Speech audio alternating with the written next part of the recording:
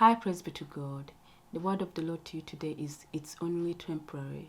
That difficulty, that problem is only temporary. It might look like a mountain, but it's only a molehill. In the book of Mark chapter 4, verse 35 to 37, the word of the Lord says that, on the same day when evening had come, he said to them, "Let us cross over to the other side."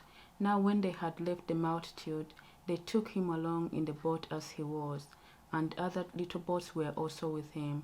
And a great windstorm arose, and the waves beat into the boat, so it was already filling. So notice how bad this windstorm was. It was so bad that their boat was nearly filled with water.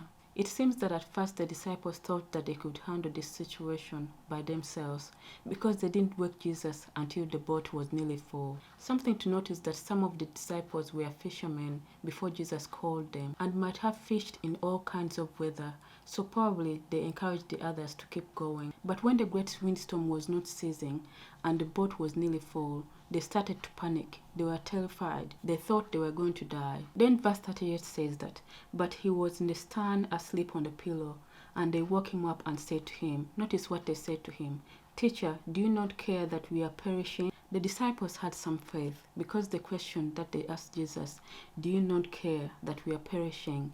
implies that they know that Jesus can save them. But why is he sleeping instead of saving them? Then verse 39-40 says that, "Then he arose and rebuked the wind and said to the sea, 'Peace, be still.' And the wind ceased, and there was a great calm.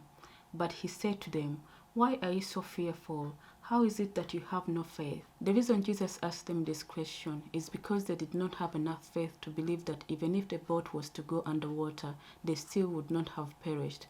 They would not have perished, and that's because Jesus was on the boat with them. Jesus owns the sea, the wind, all things are in his hands. Then verse 41 says that, "And they feared exceedingly, and said to one another, 'Who can this be, that even the wind and the sea obey him?'" So notice that now they are terrified of Jesus. They now realize that Jesus is way greater than the great windstorm that they feared so much. This too shall pass. What you're facing is nothing to God. Don't worry and don't be afraid. It's only temporary.